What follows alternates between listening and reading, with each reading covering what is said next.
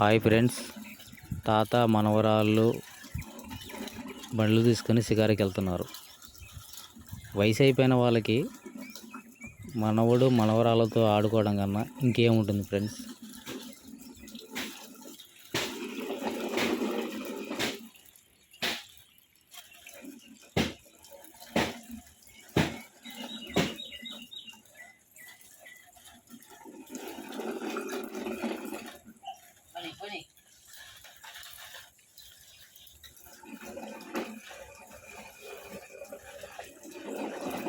ఆడుకుంటున్న సమయంలో మా ఇంటి ముందు ఒక పూజారి ఉంటాడు ఫ్రెండ్స్.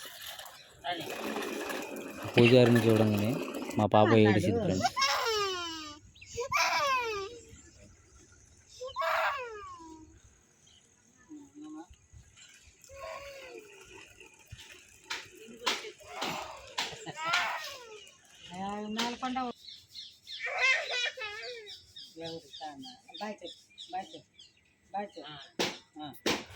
అతను చూస్తే చాలు ఫ్రెండ్స్,